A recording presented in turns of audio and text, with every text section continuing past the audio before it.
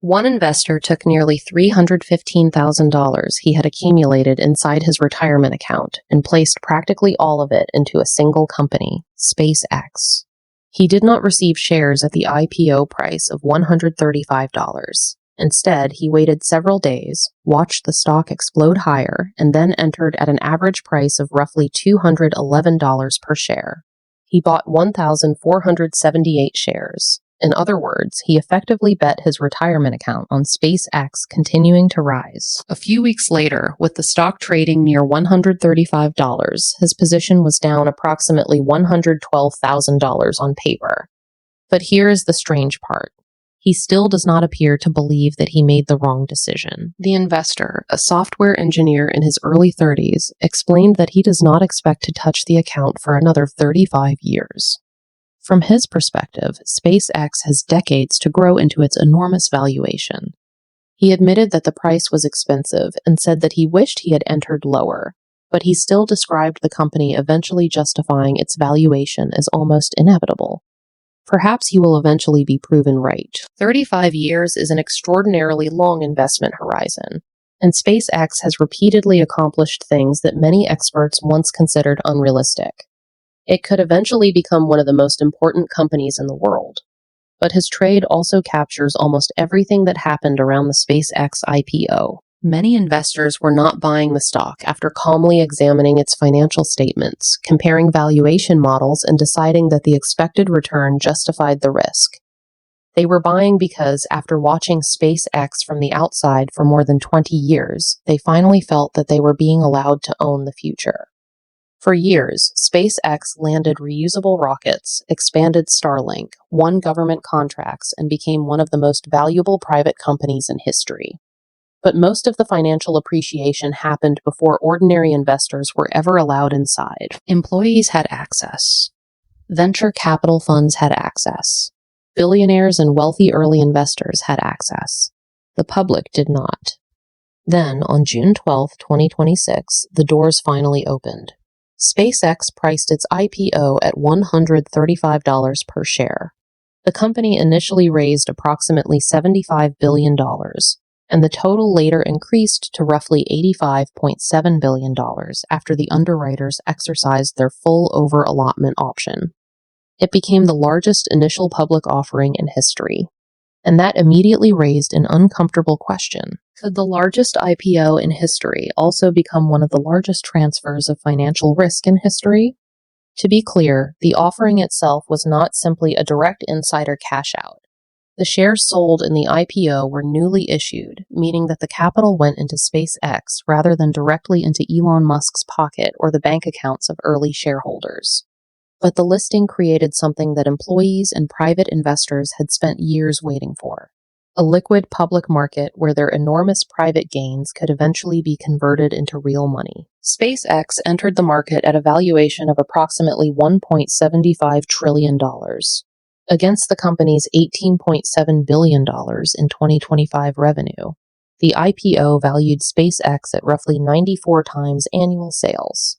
94 times revenue, not earnings, revenue. That distinction mattered very little during the first few days of trading. Demand was so intense that SpaceX opened at $150, closed its first session near $161, and soon reached an intraday high of $225.64. At that price, SpaceX was valued at more than $2.6 trillion. For a brief period, the company was worth more than some of the largest and most profitable corporations on Earth. Investors were valuing SpaceX at roughly 140 times the previous year's revenue. But the market was no longer treating SpaceX like a normal business. It had become a referendum on the future. Investors were not merely purchasing a rocket company or a satellite internet provider. They were buying Starship, global communications, military infrastructure, artificial intelligence, orbital data centers, lunar exploration, and, eventually, Mars. Once investors accepted the idea that SpaceX could become one of the most important companies in human history, almost any price could be rationalized. The problem was that they were being asked to pay for nearly all of those futures immediately. Only a few weeks later, the shares fell to approximately $132 during trading, briefly dropping below the $135 IPO price and more than 40% below the intraday peak. For a short period, every investor who had received IPO shares and continued holding them was losing money. And because the first public trade took place at $150, virtually every investor who had purchased SpaceX in the open market and continued holding the shares was underwater as well.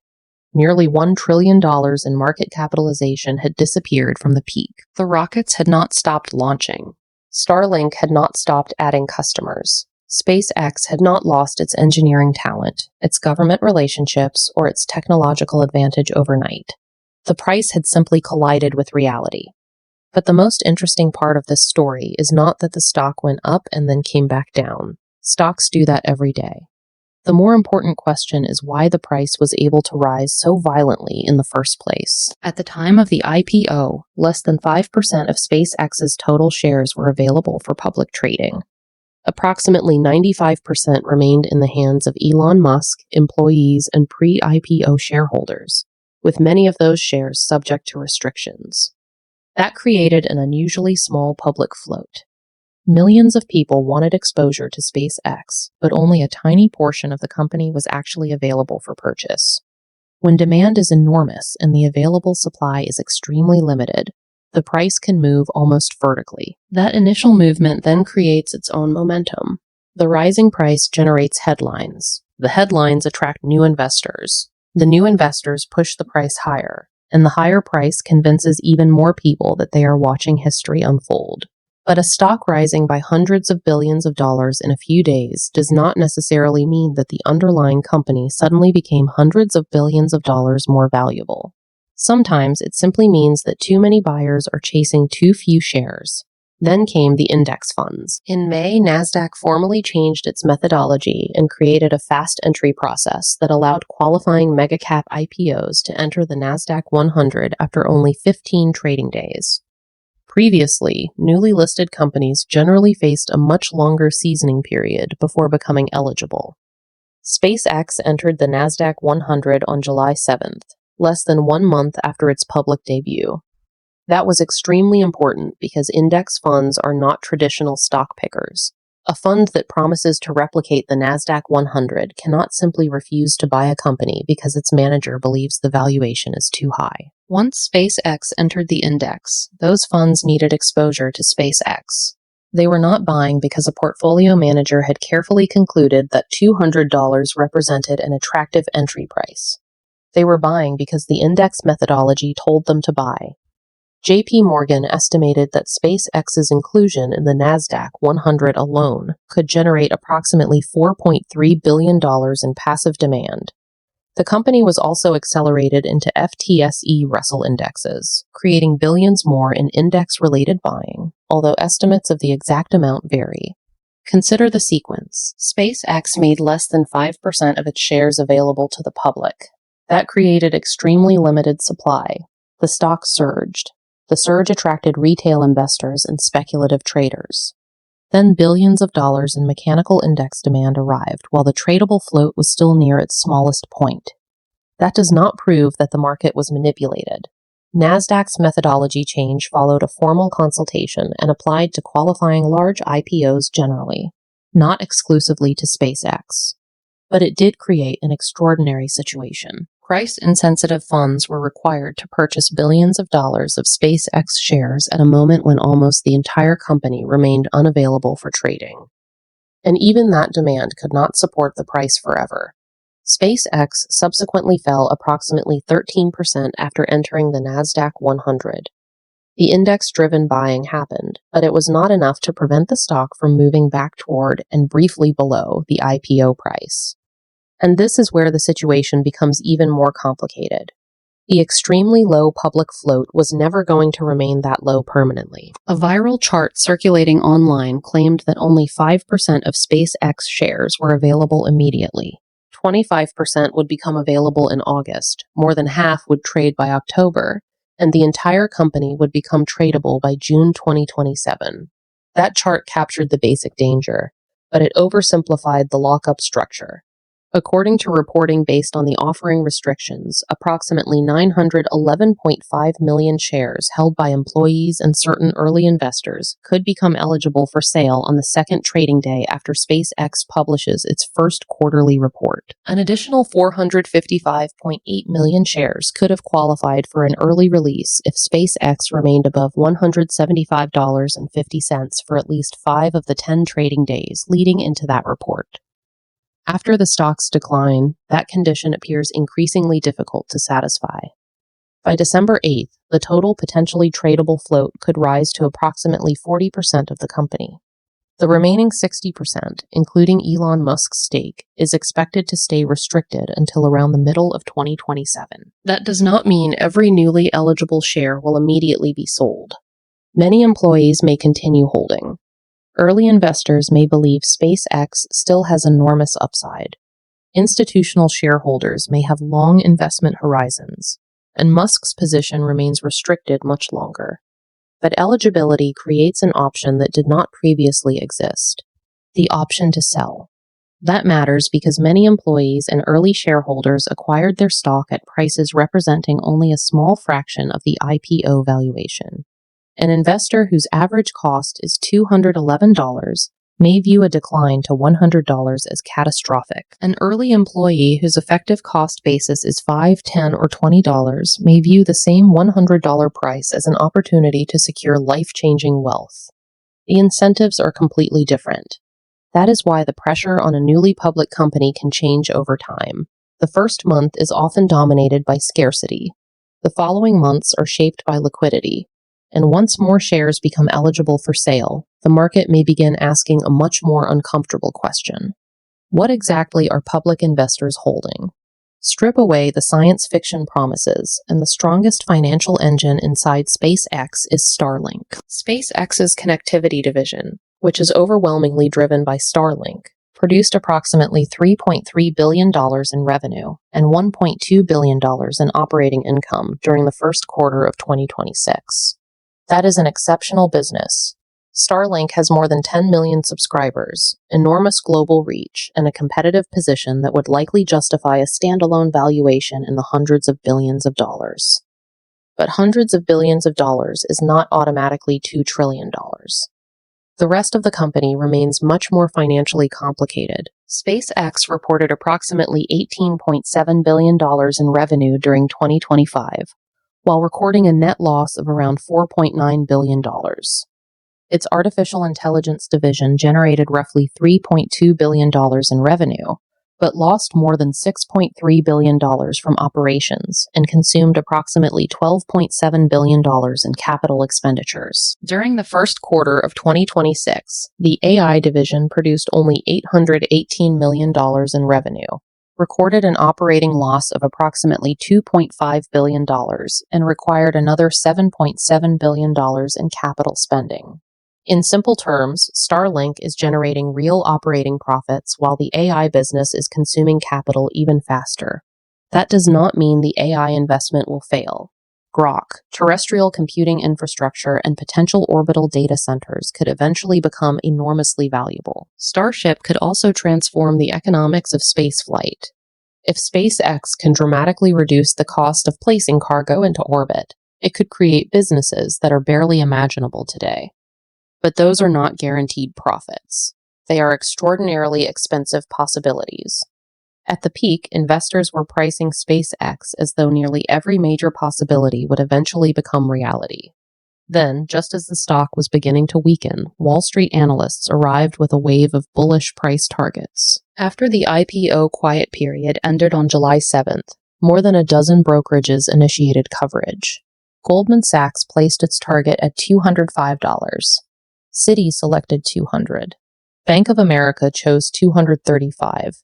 Wells Fargo set $230. JP Morgan chose $225, while Morgan Stanley issued a target of $300. Raymond James went much further, publishing an $800 price target. CFRA stood nearly alone with a sell rating and a target of $115. Many of the bullish firms had also participated in underwriting the IPO.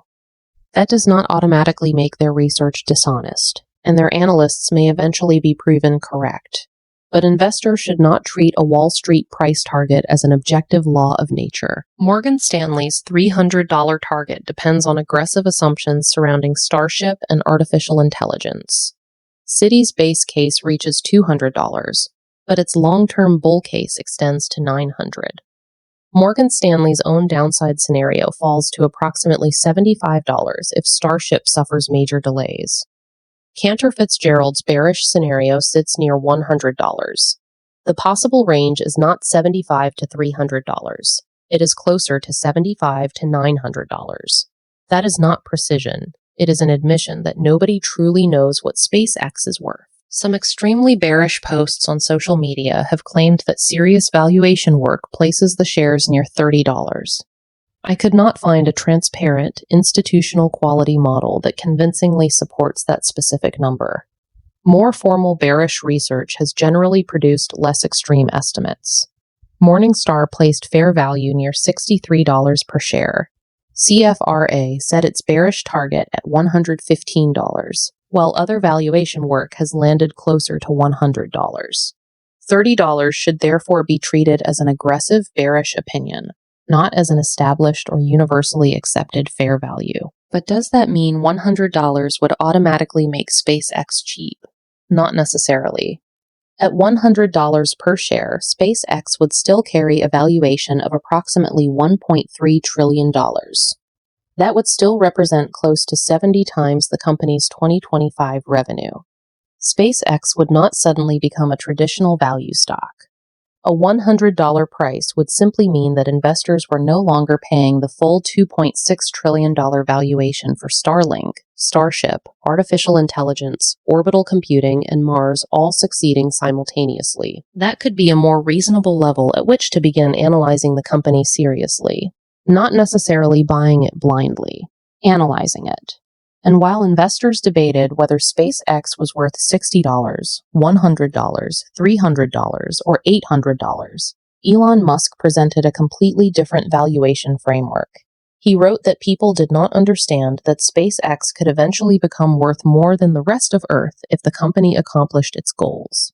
It sounds almost absurd, but in a strange way, that statement perfectly summarizes both the bull case and the danger. If SpaceX genuinely expands civilization beyond Earth, builds a self-sustaining economy in space, and controls much of the infrastructure supporting it, conventional valuation models may eventually become almost irrelevant.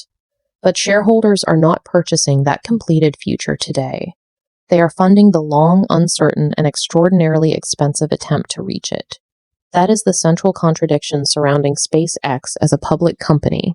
SpaceX may eventually become one of the greatest businesses ever created, but the public listing allowed investors to pay today for achievements that could take decades to arrive, or may never arrive at all. The IPO unquestionably strengthened SpaceX. The company raised approximately $85.7 billion after the full over-allotment, and soon reported more than $100 billion in cash. A decline in the stock price does not remove that capital from SpaceX's bank account. The company received its money. The late buyers received the risk. So perhaps the SpaceX IPO was not literally the largest exit liquidity operation in history, but it did create one of the most extraordinary transfers of financial risk the public markets have ever seen. Private investors had years to accumulate gains. Employees will gradually receive liquidity. Wall Street collected hundreds of millions of dollars in fees. Index funds purchased billions of dollars in shares to replicate their benchmarks. SpaceX received the largest capital injection ever raised through an IPO, and many ordinary investors arrived only after the stock had already reached orbit. The man who placed practically his entire retirement account into SpaceX may eventually look like a genius.